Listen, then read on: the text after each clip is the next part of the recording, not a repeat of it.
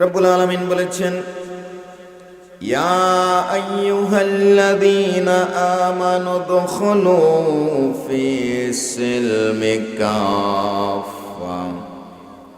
হে মুমিনগণ, ইসলামে পরিপূর্ণরূপে প্রবেশ করো, পরিপূর্ণভাবে ইসলামের মধ্যে প্রবেশ করো। কথাটা বলেছেন মুমিনদেরকে। কাদেরকে বলেছেন? মুমিনদেরকে বলেছেন। এটা ইয়া আইয়ুহান নাস বলেন নাই, বলেছেন ইয়া আইয়ুহাল্লাযীনা আমানু। পবিত্র কোরআনুল কারীমের যত নির্দেশনা, যত আইন, যত নির্দেশ রয়েছে, ম্যাক্সিমাম নির্দেশ রয়েছে এই মুমিনদের জন্য।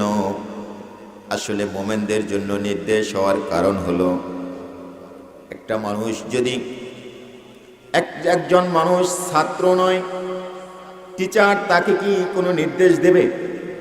সে ছাত্রই না, তাকে টিচার নির্দেশ দিবে না। একজন মানুষ মুমিন নয়, আল্লাহ তাকে এমন নির্দেশ দিবেন না, আর দিলেও সেই মানুষটা শুনবে না। এজন্য রব্বুল আলামিন একথা বলেছেন, আলিফ লাম মিম যালিকাল কিতাবু লা রাইবা ফীহি হুদাল লিল মুত্তাকিন। বলেন আল্লাহু আকবার। আল্লাহ তাআলা মুত্তাকিদের জন্য সুসংবাদ দিয়েছেন যে এই কোরআন মুত্তাকিদের জন্য পথ প্রদর্শক। এটা সমস্ত মানুষ এর জন্য পথ প্রদর্শকের কথা বলেন নাই। সমস্ত মানুষের জন্য কোরআন নাজিল হয়েছে, সমস্ত মাখলুকের জন্য নাজিল হয়েছে, সমস্ত জিনদের জন্য নাজিল হয়েছে বটে, কিন্তু কোরআন হেদায়াত দিবে শুধুমাত্র মুত্তাকিদের। কাদেরকে দিবে?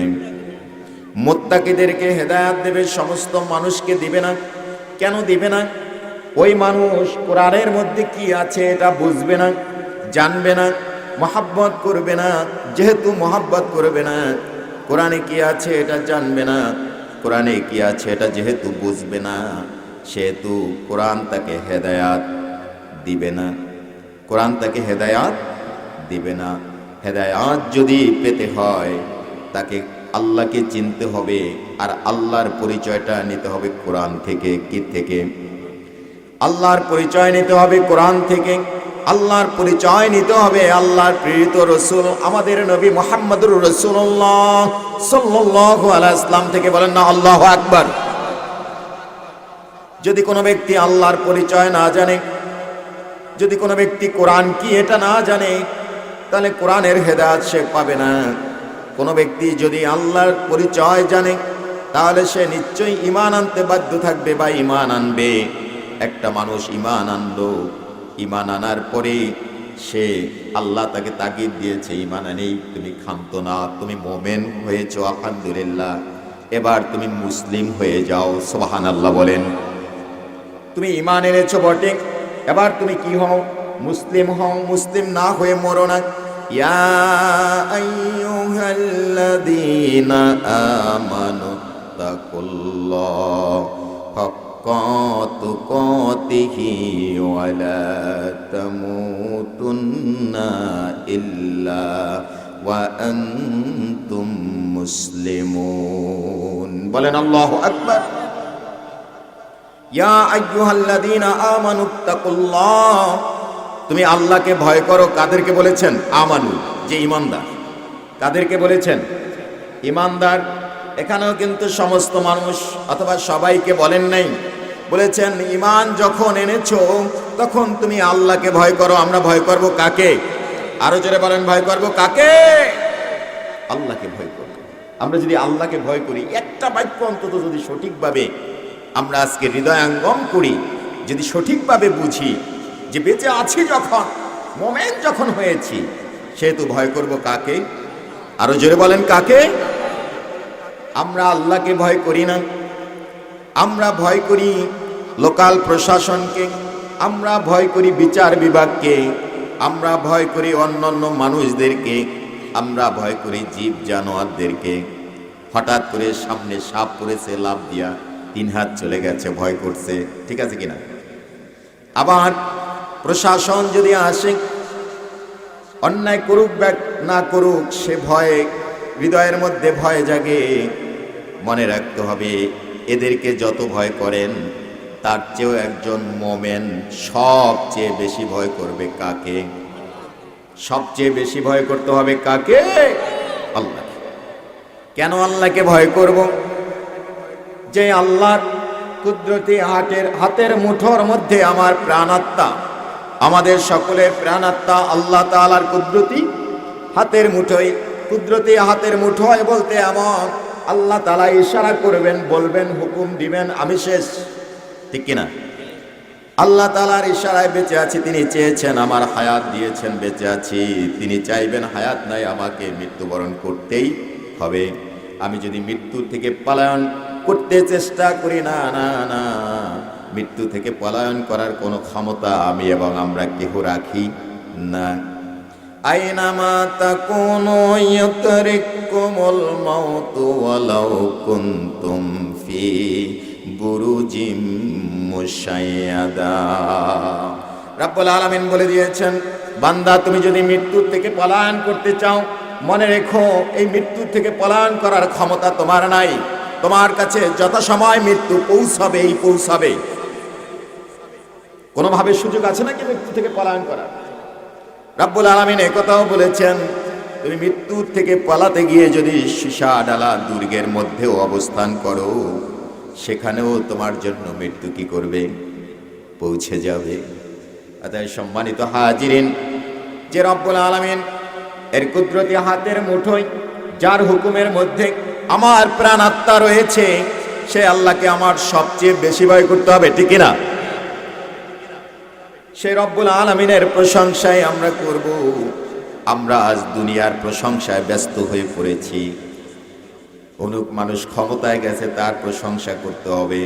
অমুক মানুষ আসছে, তার প্রশংসা করতে হবে। সমস্ত প্রশংসা আজকে নিজেকে ব্যস্ত করে রেখেছি। না, প্রশংসা যে পাবে আমার, তিনি হলেন আমার মহামণি, মহান রব্বুল আলামিন। বলেন ঠিক কিনা?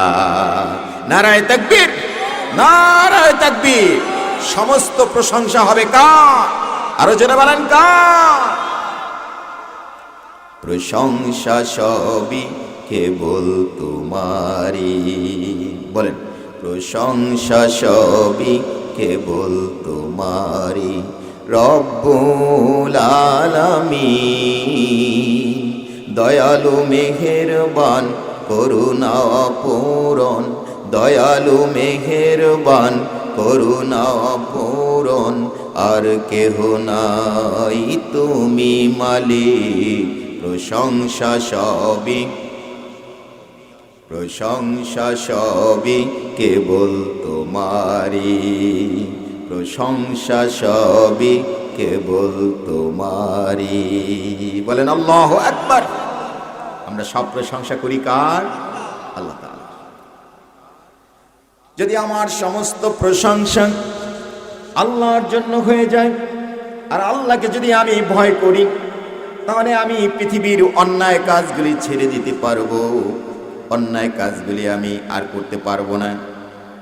একটা মানুষ যদি অন্যায় কাজ করে, আর ওই সময় যদি ভাবে যে আমার সামনে আল্লাহ রয়েছেন অথবা আল্লাহ আমাকে দেখছেন, তাহলে সেই অন্যায় কাজটাকে সে করতে পারে? একটু জোরে বলেন, পারে? অন্যায় কাজরত অবস্থায় মানুষটা মৃত্যুবরণ করতে পারে কি পারে না? আরো জোরে বলেন, পারে কি পারে না?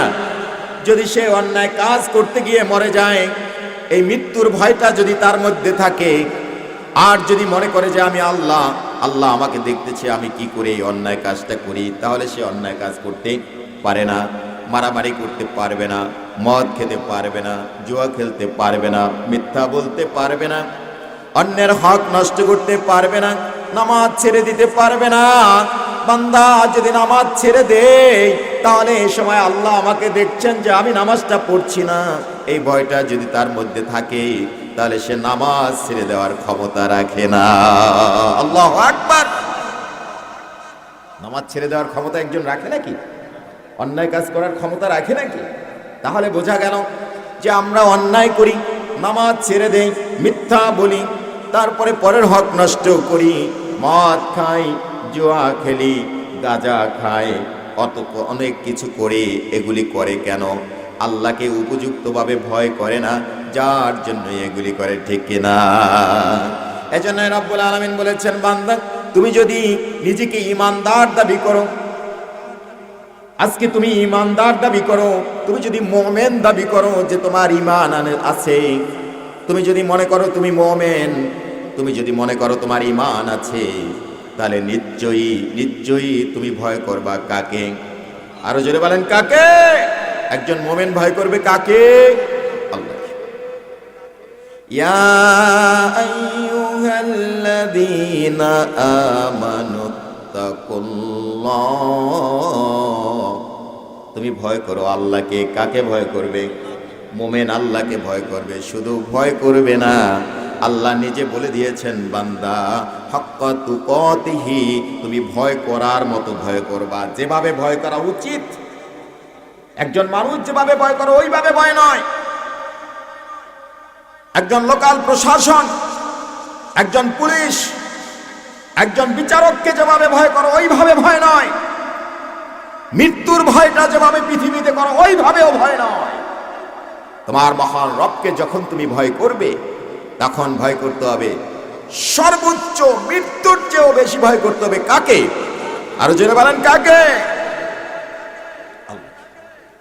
যদি আপনি আল্লাহকে এমন ভয় করেন যে আমি পুলিশের চেয়ে বেশি ভয় করি আল্লাহকে, আমি বিচারকের চেয়ে বেশি ভয় করি আল্লাহকে, আমি তামাম পৃথিবীর সবচেয়ে বেশি ভয় করি আল্লাহকে, কোন জীব জানোয়ারের চেয়ে বেশি ভয় করি আল্লাহকে, তাহলে আল্লাহ তাআলা আপনাকে ওই যে খবায়েব রাদিয়াল্লাহু তাআলা আনহুর মতো করে দিবেন।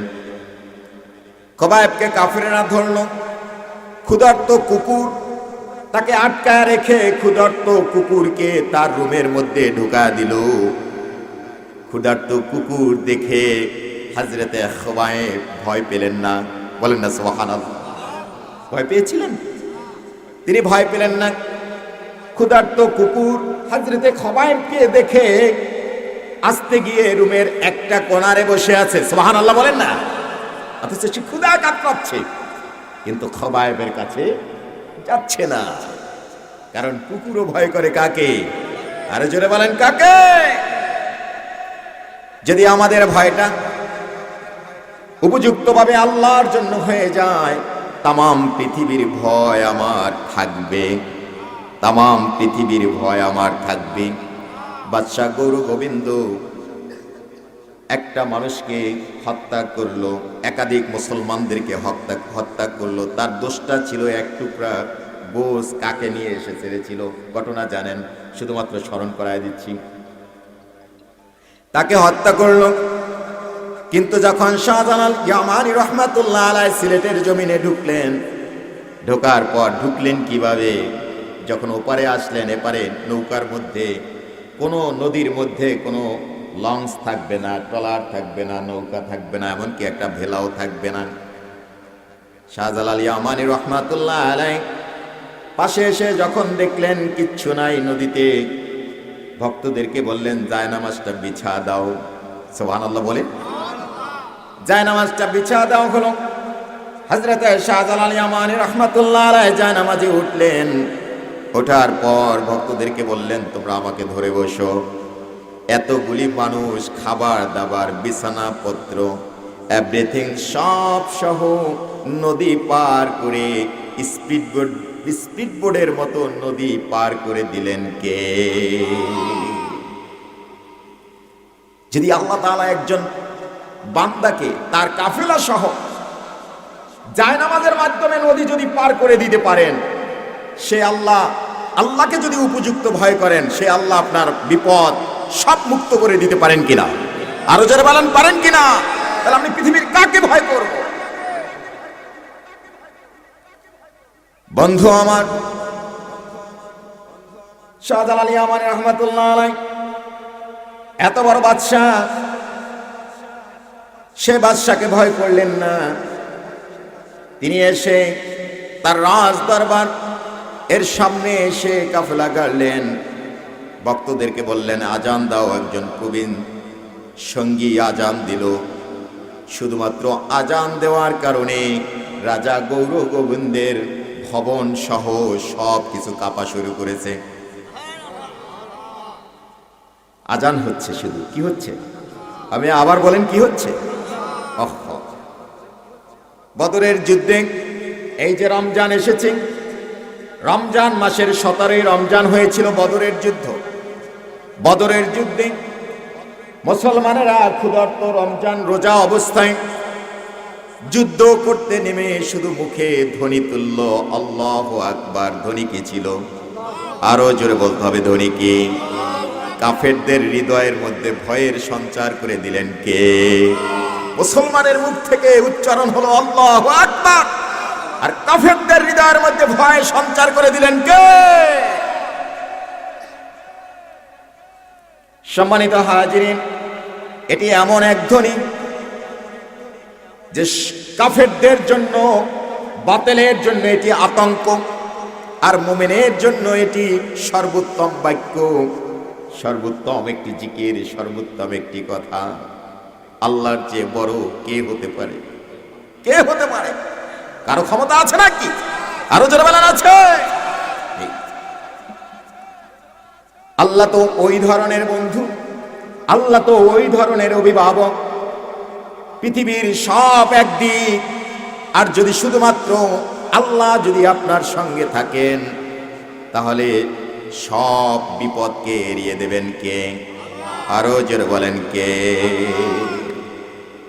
রব্বুল আলামিন বলেছেন, ইন্নামা ওয়ালিয়ুকুমুল্লাহু ওয়া রাসূলুহু ইলা আখিরিল আয়াত।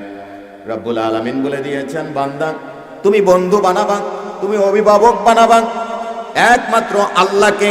তুমি বন্ধু বানাবা আল্লাহকে, এরপর তার বন্ধু মুহাম্মদুর রাসূলুল্লাহ সাল্লাল্লাহু আলাইহি ওয়াসাল্লামকে। বলেন সুবহানাল্লাহ।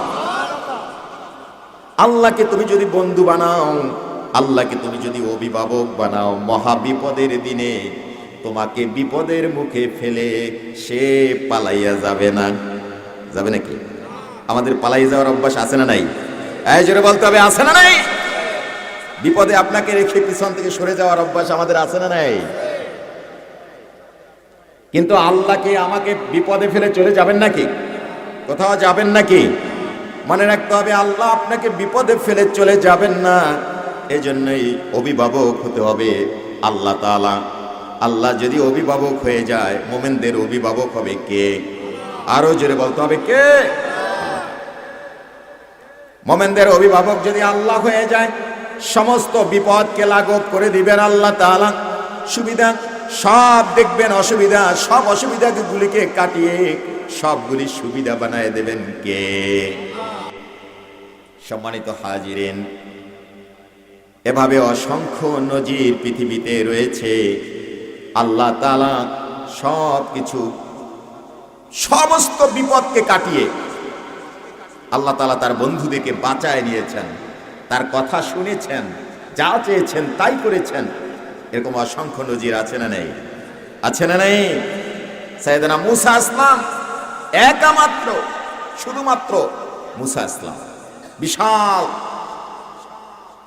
মাঠের মধ্যে 3 দিক থেকে ফিরআউনের বাহিনী ঘেরাও, আর একদিকে লোহিত সাগর, একদিকে লোহিত সাগর, আর একদিকে, আর 3 দিকে দিয়ে কি ফিরআউনের বাহিনী ঘেরাও। কোথায় যাবে? ঠগলেও আজকে শেষ, জিতলেও আজকে কি ঠিক। আল্লাহ বলেছেন, মাকারু ওয়া মাকারাল্লাহু আল্লাহু খায়রুল মাকিরিন। বলেন আল্লাহু আকবার। সমস্ত কৌশলকারী, সর্বোত্তম কৌশলকারী কে? তার বন্ধুকে ঘেরাও করেছে, মেরে ফেলবে, কিন্তু ফিরআউন কি মারতে পেরেছিল? আরো জোরে বলেন, মারতে পেরেছিল? বিশাল সাগরকে পাড়ি দিয়া তার দল সহ যে জাদুঘরদেরকে ফিরআউনকে ঠকানোর, মুসা আসলামকে ঠকানোর জন্য ফিরআউন যে জাদুঘরকে ওখানে এনেছিল, সে সমস্ত জাদুকর মুসা আসলামকে ঠকাতে তো পারেই নাই, বরং মুসা আসলামের সাথে দৌড় দিয়া তারাও মুসলমান হয়ে গিয়েছে। ক্ষমতা কার? অতএব সে আল্লাহকে ভয় করতে রাজি আছেন? সে আল্লাহকে ভয় করতে রাজি আছেন? মুহূর্তের মধ্যে একটা মানুষকে ভিখারি, আবার মুহূর্তের মধ্যে একটা মানুষকে রাজা বানিয়ে দেওয়ার ক্ষমতা কার? আতু'ইজ্জু মান তাশাউ ওয়া তুযিল্লু মান তাশাউ বিয়াদিকাল খায়র। বলেন আল্লাহু আকবার। সমস্ত সম্মানের মালিক কে? আল্লাহ যদি চান সম্মান দিবেন, আল্লাহ যদি চান সম্মান ছিনায় নিয়ে যাবেন, ঠিক কিনা? মুসা ইসলামের জামানায় কারুন বিশাল সম্পত্তির মালিক, ধন সম্পদ কোথায় রাখবে দিশাহারা হয়ে গেছে। এত সম্পদ, কিন্তু এত কিপটা, এত কিপটা। কারুনের একটি ছোট্ট ঘটনা শোনাই। কারুনের স্ত্রী, এজন্য মহিলাদের মন একটু নরম হয়। কারুনের স্ত্রী বারবার বলতো, যাও মুসা ইসলামকে একটু দাওয়াত করো, যার জন্য তোমার এত সম্পদ। কারুন ছিল মারাত্মক গরিব, একদম নিতান্ত গরিব। মুসা ইসলামকে বললাম, পয়গম্বর আমার জন্য একটু আপনার প্রভু আল্লাহর কাছে দোয়া চাইবেন, আমাকে কিছু যেন ধন সম্পত্তি দিয়ে দেয়। মুসা ইসলাম আল্লাহর কাছে বললেন, আল্লাহ তোমার এই বান্দাটা কিছু ধন সম্পদ চেয়েছে, আল্লাহ তাআলা দিয়ে দিলেন। সুবহানাল্লাহ বলেন। লম্বা ঘটনার সংক্ষেপ বলছি। ধন সম্পদ যখন হওয়া শুরু করলো, হতেই আছে, বিশাল সম্পত্তির মালিক। স্ত্রী বলতেছে, একটু যাও না মুসা ইসলামকে দাওয়াত করো, মুসা ইসলামকে একটু বলো। তো মুসা ইসলামকে দাওয়াত দিল। দাওয়াত দিয়া, এত সম্পত্তির মালিক দাওয়াত দিয়া চিন্তা করতেছে যে এবার খাওয়াবে কি, একটু ভালো মন্দ খাওয়ানো দরকার না। তো যাচ্ছে বাজারে, স্ত্রী ব্যাগ দিয়ে দিয়েছে, যাও এটা আনবা, এটা আনবা, এটা আনবা।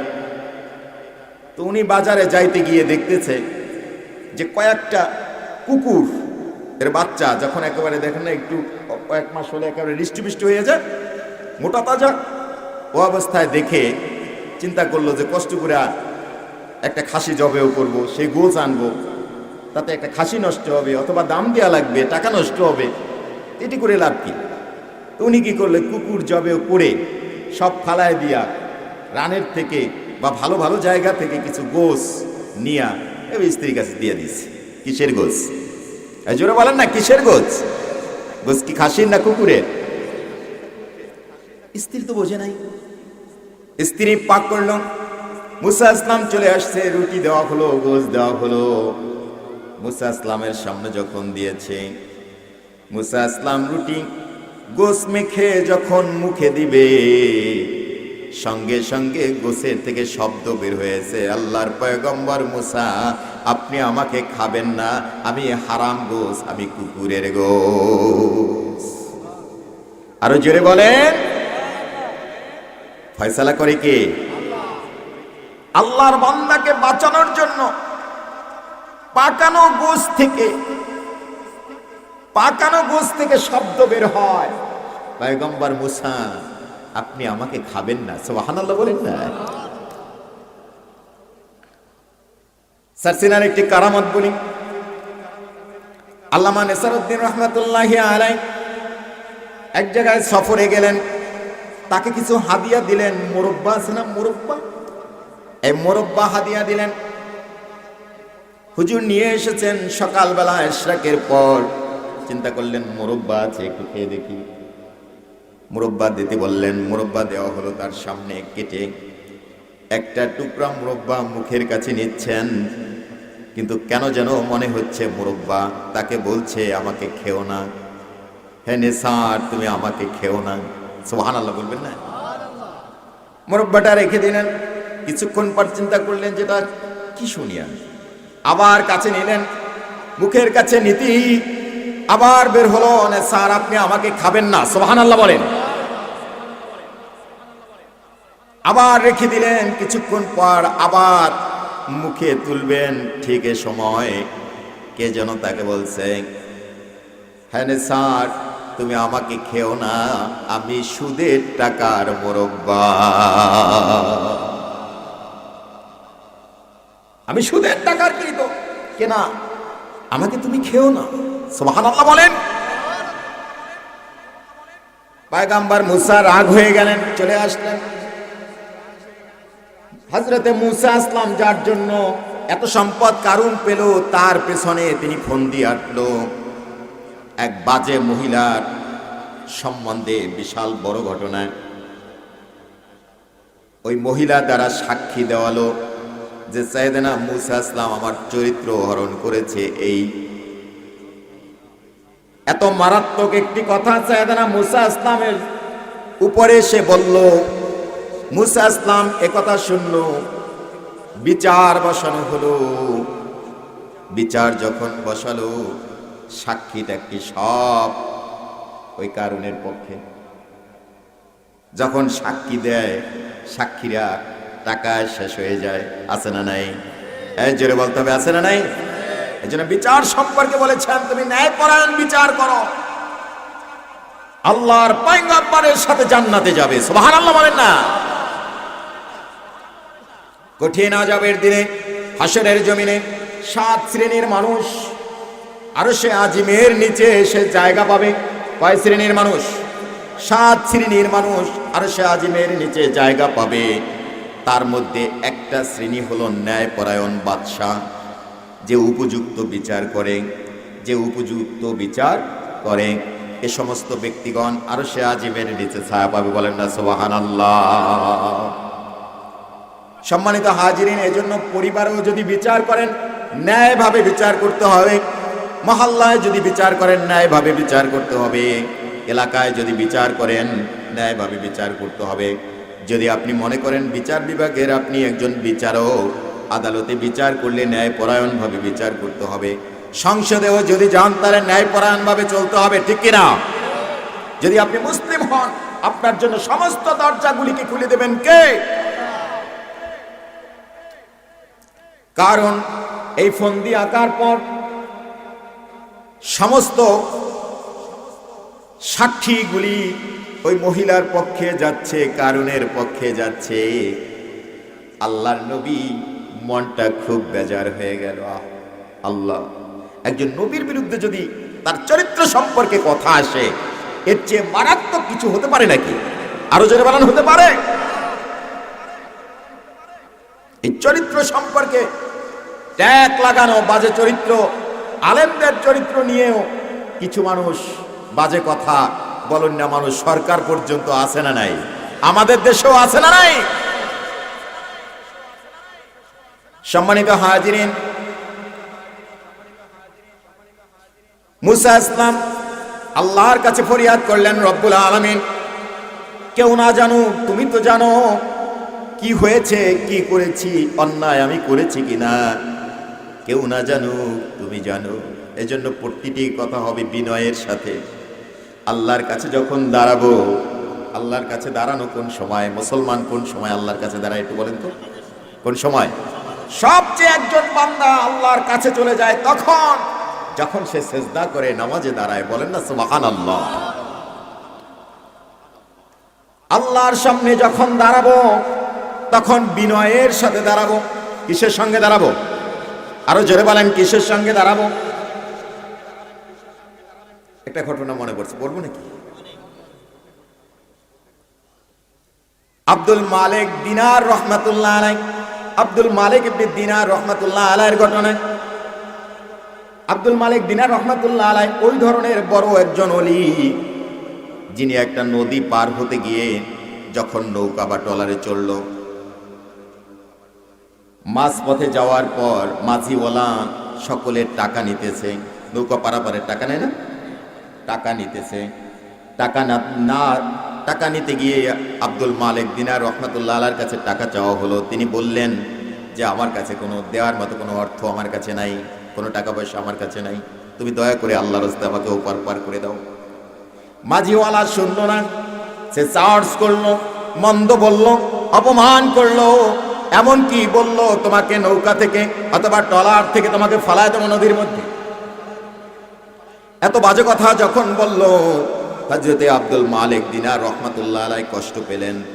তিনি বললেন, আমার এই মুহূর্তে স্বর্ণ মুদ্রা দরকার, রব্বুল আলামিন নির্দেশ দিলেন, অসংখ্য মাছ নদীর মধ্যে, প্রত্যেক মাছের মুখে মুখে একটা করে স্বর্ণ মুদ্রা নিয়া ট্রলারের পাশে সুন্দর করে জেগে উঠেছে মাছ। আরো জোরে বলেন সুবহানাল্লাহ। আলা ইন্না আউলিয়া আল্লাহি লা খাউফুন আলাইহিম ওয়ালা হুম ইয়াহজানুন। বলেন আল্লাহু আকবার। আল্লাহ নিজে বলেছেন যে আল্লাহর বন্ধু হয়ে যায়, আল্লাহ তাআলা তার কোনো ভয় রাখেন না, তার কোনো চিন্তাও থাকে না, চিন্তাও নাই, ভয় নাই, সব কিছু তাকে সফল কাম করে দেন। কে? আরো জোরে বলেন কে? কোনো ভয় নাই, চিন্তা নাই। মাছ যখন স্বর্ণ মুদ্রা নিয়ে হাজির, মাঝিওয়ালা বুঝতে পারলো যে সাধারণ ব্যক্তি না, পা ধরে ক্ষমা চাইলো। সে আব্দুল মালিক দিনার রহমতুল্লাহ আলাইহির ঘটনায়, তিনি হজে গেছেন। হজে যাওয়া, হজের কাজ সমাপ্ত করার পর তিনি মনের মধ্যে একটা ইরাদা হলো যে আমার হজটা কবুল হয়েছে কিনা, বা এবছর মানুষগুলির হজ কবুল হয়েছে কিনা। তিনি তাহাজ্জুদের পর প্রার্থনা করলো, মহান রব আমাকে একটু জানা দেন এবছর সকলের হজ কবুল হয়েছে কিনা। সুবহানাল্লাহ বলেন। এ ধরনের ওলি তো তারাই যে আল্লাহর কাছে কোনো কিছু চাইলে সেটা আল্লাহ পরিপূর্ণ করে দেন, ঠিক কিনা? আরো জোরে বলেন ঠিক কিনা? যখন মোরাকাবা অথবা ঘুমের জন্য হালকা চিমটি পড়েছেন, স্বপ্নে দেখতেছেন, হে আব্দুল মালিক এবছর সকলের হজ আমি কবুল করেছি, তবে হ্যাঁ একজন ব্যক্তির হজ আমি কবুল করি না। ঘুম ভেঙে গেছে। এখন ঘুম ভাঙার পরে এখন চিন্তা করতেছে যে একজনের হজ কবুল হয় নাই, সবার হজ কবুল হয়েছে, তাহলে কি সেই একজন কি আমি? ওলিদের চিন্তা দেখছেন? এত বড় একজন ওলি, তার টেনশন হলো কি যে সবার হজ যেহেতু কবুল হয়েছে, একজনের যেহেতু হয় নাই, তাহলে সেই একজন ব্যক্তি কি আমি কিনা? কত অহংকার, ঠিক কিনা? 2 কলম লেখাপড়া করে কত অহংকার।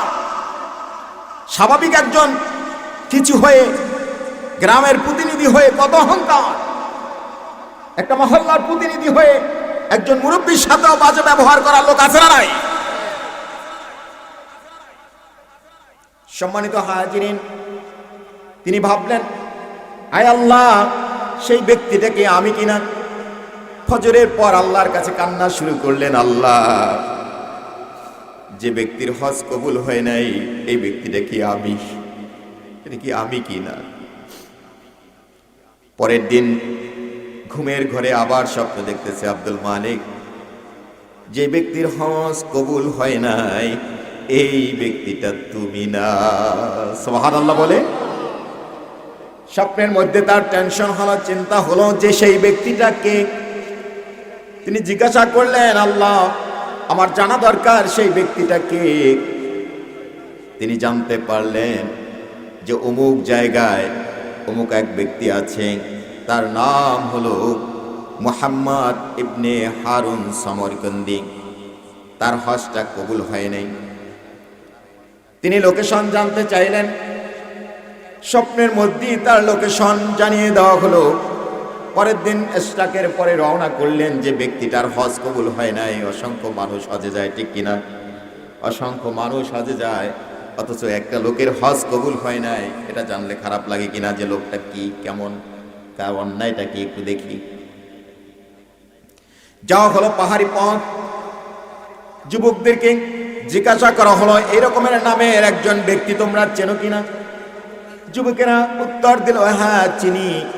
আজ বহু বছর পর্যন্ত একটা গাছের নিচে একজন ব্যক্তি একাগ্র চিত্তে নামাজ আদায় করে, কারোর সাথে দুনিয়াবি কোনো কথা বলে না। খাবার কেউ যদি হাদিয়া দেয় খায়, আর যদি না দেয় না খেয়ে থাকে। এরকমের একজন ব্যক্তি আছে, তার নাম এটা। আব্দুল মালিক দিনার রহমাতুল্লাহ আলাইহি চিন্তা করলেন, এই ব্যক্তি এত বুজুর্গ, অথচ তার হজ কেন কবুল হলো না? হাঁটতে হাঁটতে গিয়ে ওই গাছের নিচে দেখতে পেল সে নামাজরত অবস্থায় আছে। তিনি পাশে বসলেন। বসার পর ব্যক্তি যখন সালাম ফিরালো, সালাম ফিরিয়ে তাকে দেখে সালাম দিলেন, সালাম বিনিময় করলেন। হযরতে আব্দুল মালিক দিনার রাহমাতুল্লাহ আলাইহি তার পরিচয় তুলে ধরলেন, আমার নাম আব্দুল মালিক ইবনে দিনার আল ইরাকি, আমি ইরাক থেকে এসেছি, হজে এসেছিলাম, তোমাকে দেখতে এসেছি, তোমার জন্য একটি দুঃসংবাদ নিয়ে এসেছি। তিনি বললেন, হুজুর কি দুঃসংবাদ? তিনি বললেন যে আজকে আমি দেখতে পেলাম স্বপ্নের মধ্যে যে এবছর যারা হজে এসেছে সকলের হজ আল্লাহ কবুল করেছেন, কিন্তু একটা ব্যক্তির হজ কবুল করে নাই, সেই ব্যক্তিটা হলা তুমি। ব্যক্তি মন খারাপ হয়ে গেল, এবার কেঁদে ফেলল। বলতেছেন, ভাই আমার আব্দুল মালিক ইবনে দিনার রাহমাতুল্লাহ আলাইহিকে বলতেছে, ভাই আমার এটা নতুন কথা নয়, আমি আজ 40টা বছর ধরে এখানে ইবাদত করি। হজ্জের মৌসুমে আমি 40 বার আমি হজ করেছি, আমি অসংখ্যবার উমরা করেছি, আমি মাকামে ইব্রাহিমে নামাজ আদায় করেছি, আমি হাজরে আসওয়াদে চুমু কেটেছি, কিন্তু আল্লাহ তাআলা আমার হজ কবুল করে না। শুধু আপনি একা নও, এই 40টা বছরে 40 জন, ইতিপূর্বে 39 জন, আপনাকে নিয়ে 40 জন আবদাল, প্রতিটা বছর এক একজন আবদাল এসে আমাকে এই সংবাদটা দিয়ে গেছে যে হে মুহাম্মদ ইবনে হারুন, তোমার ইবাদত কবুল হচ্ছে না, হজ কবুল হচ্ছে না। একথা বলে কান্নায় ভেঙে পড়ল। হযরত আব্দুল মালিক ইবনে দিনার রাহমাতুল্লাহ আলাইহি জিজ্ঞাসা করলেন, ভাই তোমার এমন কি পাপ তোমার জীবনে আছে যে আল্লাহ তোমার এত ইবাদতের পরেও তোমার ইবাদত কবুল করে না? এরকমের কি অন্যায় তুমি করেছো? এবার মাথাটাকে নত করে দিয়ে চোখ থেকে পানি ঝরছে আর বলতেছে, ভাই আমার আমি মহা একটা অন্যায় করে ফেলেছি। বলল, কি এমন অন্যায়? তিনি বলতেছে, ভাই আমি যুবক বয়সে মদ খেতাম, নেশা করতাম, প্রতিটা দিন আমি নেশা করতাম। নেশা করে একদিন রাতে, মধ্যরাতে ফিরে এসেছি বাসায়। হুজুর গো, বাসায় এসে দেখতেছি আমার বৃদ্ধা মা উনুনে পাক করতেছে। উনুন মানে হলো চুলা, উনুনের মধ্যে পাক করতেছি। আমার মা আমাকে দেখে দূর থেকেই গাল মন্দ করতে শুরু করলো, বলল, হে মুহাম্মদ ইবনে হারুন, আজকে তো ওই রাত, আজকে মাহে রমজানের চাঁদ উঠেছে আকাশে। প্রথম তারাবি নামাজ শুরু হয়ে গেছে, নামাজ তারাবি এশা চলে গেছে, তারাবি চলে গেছে। আর আজকের এই পবিত্র দিনেও তুই মদ খেয়ে এসেছো, নেশা করে এসেছো রে, তোর মতো সন্তান আমার দরকার নাই। এ কথা শুনে আমার খারাপ লাগলো। আমি নেশার ঘরে মাকে আঘাত করলাম। মা বৃদ্ধা মানুষ, জমিনে ছিটকে পড়ে গেল। ওখান থেকে মা উঠে আমাকে আরো বকাবকি করা শুরু করল। মা রাগের কারণে বলে ফেললো, তোর মতো সন্তান যদি মরে যায় তাহাতে আমার কিছু আসে যায় না। এ কথা যখন বলল, আমি নেশার ঘরে এ কথাটা নিতে পারলাম না। আমি মাকে চাপ দিয়ে কোলের মধ্যে নিয়ে জ্বলন্ত উনুনের মধ্যে নিয়ে ছেড়ে দিলাম। আমার বৃদ্ধা মা ওখান থেকে বের হতে পারলো না। আমি মাকে ছেড়ে দিয়ে নেশার ঘরে ঢুকে গেছি। হুজুর গো, আমি ঘুমিয়েছিলাম। ঘুম সকালবেলা যখন ভেঙেছে, দেখতেছি বাহির থেকে আমার দরজাটা বন্ধ করা। আমি যখন দরজায় টাক দিচ্ছি, আমার স্ত্রী বাহির থেকে বলতেছে, নাফরমান মুহাম্মদ ইবনে হারুন, তুমি এত বড় নাফরমান, তোমার সঙ্গে আর আমি সংসার করব না, তোমার কাছে আর থাকার ইচ্ছে আমার নেই, আমি চলে যাচ্ছি। আমি কারণ জানতে চাইলাম। সে আমাকে বলে দিল, নেশা প্রতিদিন খাও, তোমার মাকে তুমি কাল উনুনের মধ্যে ছেড়ে দিয়ে মেরে ফেলেছো, হত্যা করেছো। আমার মনে পড়ে গেল, হ্যাঁ। স্ত্রী চলে গেল, দরজা ভেঙে আমি বাহিরে আসলাম, দৌড় দিয়ে আমি উনুনের কাছে গেলাম। উনুনের কাছে গিয়ে আমি দেখলাম মায়ের গোস্ত গুলি দলা দলা হয়ে, হাড্ডি গুলি বের হয়ে পুড়ে গেছে। মায়ের এভাবে হত্যা হয়ে যাওয়াটা আমার কাছে আর সহ্য হলো না গো হুজুর। আমি বাসার মধ্যে গেলাম, নিজেকে এত ছোট মনে হলো, আর টিকতে পারছি না। বাসার মধ্যে গিয়ে একটি তরোয়ার নিয়ে আমার ডান হাতটাকে আমি প্রথম কাটলাম, একটা হাতকে আমি কাটলাম। হাত কাটা ছিল, হাতটা কেটে, আমি ছিলাম অসংখ্য ধনী পরিবারের সন্তান, একা। আমার 12 জন দাস দাসী ছিল।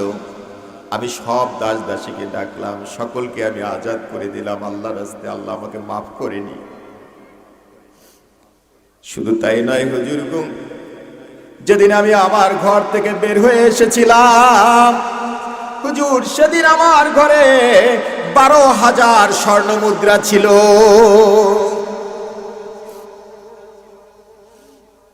হুজুর গো, আমার 12,000 স্বর্ণ মুদ্রাগুলি আমি আল্লাহর রাস্তায় দান করে দিলাম।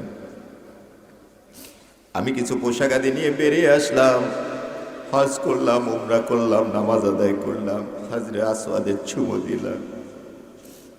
এই পাহাড়ে অঞ্চলে বসবাস করা শুরু করে দিলাম। এই গাছের নিচে বসবাস করি আর নামাজ আদায় করি। কিন্তু দুঃখের বিপর হলো, আজকের 40টা বছর এভাবে এবাদতে কাটা দিলাম, কিন্তু প্রত্যেকটা বছর হজের পর একজন করে আবদাল এসে আমাকে জানা দেয়, মুহাম্মদ ইবনে হারুন, তোর জীবনের আমলগুলি কবুল হয় নাই, হজগুলি কবুল হয় নাই। একথা শুনে হযরতে মালিক ইবনে দিনার রাহমাতুল্লাহি আলাইহি তিনি বলে ফেললেন যে অন্যায় তুমি করেছো, এটা কে তোমাকে ক্ষমা করবে? এত বড় অন্যায় কি আল্লাহ ক্ষমা করেন? কে তোমাকে ক্ষমা করবেন? একথা বলে তিনি চলে আসলেন। কিন্তু 40 বছরের এত ইবাদত, হাজরে আসওয়াদের চুমু কাটা, মাকামে ইব্রাহিম নামাজ আদায় করা, তাওয়াফ করা, কাবা গৃহ ধরে ধরে দোয়া করা, কিন্তু আজকের এগুলি না করে গাছের তলায় বসে বিনয়ের সাথে হাত দুটি জাগিয়ে আল্লাহর কাছে ডাক দিয়েছে, রব তুমি তো ময়লার মধ্যেও একটা জীব, ছোট্ট একটা জীবকেও তুমি বাঁচা রাখো। আমি একটা মানুষ, অপবিত্র ময়লার মধ্যে যেই জীবটা আছে, সেই জীবটা যদি ডাক দেয়, তুমি রব নাকি সাড়া দাও? বলেন সুবহানাল্লাহ। ময়লার মধ্যে, অপবিত্রতার মধ্যে যে সমস্ত পোকা আমরা দেখতে পাই, তার ডাকটাও শুনে কে? আরো জোরে বলতে হবে কে? আল্লাহ, তুমি তো আমার এই আশরাফুল মাখলুক বানাইছো, মানুষ বানাইছো। আমি অন্যায় করে ফেলেছি মালিক, তোমার চেয়ে বড় আর কেউ নাই। তোমাকে ভয় করার কারণে আমি মুহাম্মদ ইবনে হারুন সবকিছু, আমার দাস দাসী সব আজাদ করেছি। আমার স্বর্ণ মুদ্রা, আমার টাকা পয়সা, আমার ধন সম্পত্তি, আমার বিশাল অট্টালিকা ভবন, এমনকি সব ছেড়ে দিয়ে আমি গাছের নিচে এসেছি, ও মালিক, শুধুমাত্র তোমার ভয়ে। সুবহানাল্লাহ। মালিক গো, দয়া করে তুমি আমাকে ক্ষমা করে দাও। এজন্য ভাই আমার, আল্লাহর কাছে যখন আমরা দোয়া চাইব অথবা দোয়া করব, তখন আমরা বিনয়ের সাথে করব। কি সাথে করব? এই বিনয় কথাটা বোঝানোর জন্য আজকের এত দূরে এসেছি। এদিকে এভাবে বিনিয়ে বিনিয়ে দোয়া করছেন। সন্ধ্যা গড়িয়ে এসেছে। আব্দুল মালিক ইবনে দিনার রহমাতুল্লাহ আলাইহি তিনি ঘুমের ঘরে আজকে আমার স্বপ্নে দেখতেছে মুহাম্মদুর রাসূলুল্লাহ সাল্লাল্লাহু আলাইহি ওয়াসাল্লাম তার শিয়রে এসেছে। সুবহানাল্লাহ বলেন। এসে বলতেছে, আব্দুল মালিক, কে তোমাকে এমন অথরিটি দিয়েছে যে আল্লাহ একজনের দোষ ত্রুটি অন্যায় ক্ষমা করবে না, এই কথাটা বলার অধিকার তোমাকে কে দিয়েছে? আল্লাহ যে ক্ষমা করবে না এই অধিকারটা তোমাকে বলার অধিকার কে তোমাকে দিয়েছে? এই মুহূর্তে চলে যাও, এই মুহূর্তে চলে যাও, মুহাম্মদ ইবনে হারুন সামরকন্দিরে সুসংবাদ দাও যে আল্লাহ তার ইবাদতগুলি কবুল করেছে। আল্লাহ তার ইবাদতগুলি কবুল করেছে। ভাই আমার, এজন্য মনে রাখা দরকার, এই পৃথিবীতে বাঁচার জন্য আমাদের দুনিয়াও প্রয়োজন আছে না নাই? এই জোরে বলতে হবে, আছে না নাই?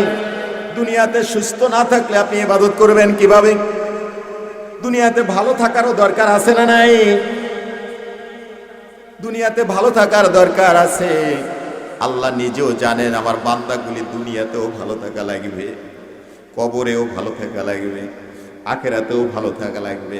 এজন্য আল্লাহ দোয়া শেখায় দিয়েছেন, বান্দা তুই আমার কাছে চান, আমার কাছে দোয়া কর, রব্বানা আতিনা ফিদ দুনিয়া হাসানাতাও ওয়া ফিল আখিরাতি হাসানাতাও ওয়া কিনা আযাবান নার। বলেন আমিন। কথা বলেছেন কে? আল্লাহ আপনাকে শিক্ষা দিচ্ছেন, যেই রব কবুল করবেন সেই রব আপনাকে শিখাচ্ছে। সুবহানাল্লাহ বলবেন না? আল্লাহ চায় আপনি আল্লাহর কাছে এই দোয়া করেন, তাহলে আল্লাহ আপনাকে ক্ষমা করবেন। আপনি বিনয়ের সাথে এই দোয়া করেন। কি দোয়া এখানে? রব্বানা, ও আমার প্রতিপালক, হে আমার রব, এ আমার রব, আর কারো না। কার রব? আরো জোরে বলেন, কার রব? আমার রব। আপনার পিতাকে যদি বলেন হে আবি, হে আমার পিতা, আপনার 5 সন্তান আছে, তার 5টা ভাই আছে, কিন্তু আপনি যদি তাকে বলেন আমার আব্বা, আমার পিতা, সে খুশি হয়ে যাবে না? এই জোরে বলেন, খুশি হয়ে যায় না? কত সুন্দর করে, ইয়া আবি, আমার পিতা।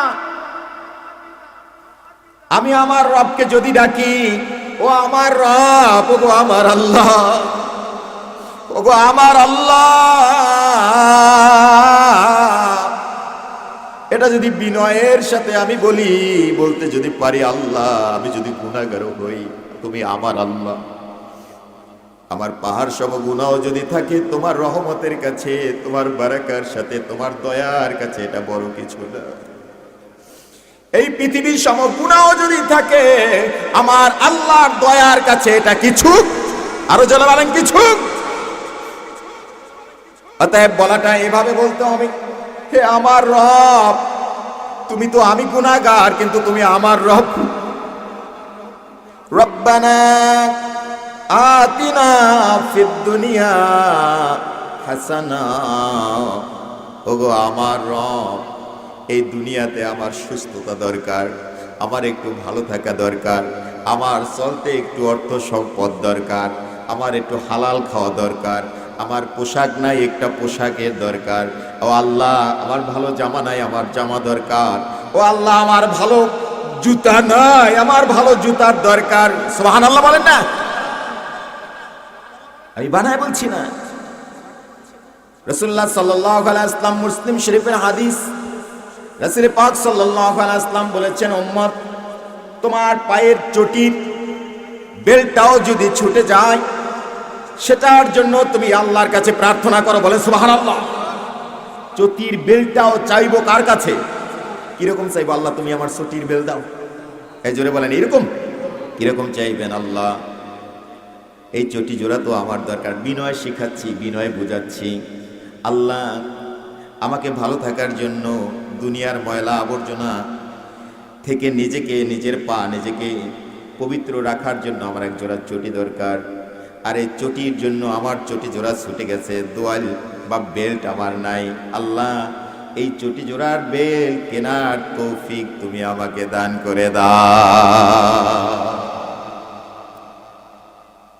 এটা হলো বিনয়।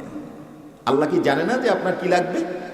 কিন্তু বলাটা, এইভাবে বলাটা, এটা কি বিনয়। এটা কি বিনয়।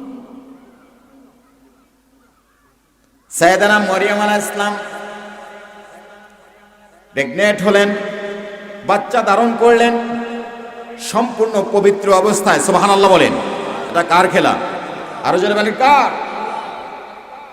তার মামা বাইতুল মুকাদ্দাসের ইমাম সাহেব তার রুমে যখন গেলেন, যা দেখতেছেন যে তার ভাগ্নির ঘরে বদ্ধ আটকানো ঘর, অথচ তার কাছে কিছু ফল আছে, তার কাছে কিছু কি আছে, আর ওই ফলগুলা যেই ফলটা যেই সিজনের না ওই সিজনের ফল। বুঝেন নি?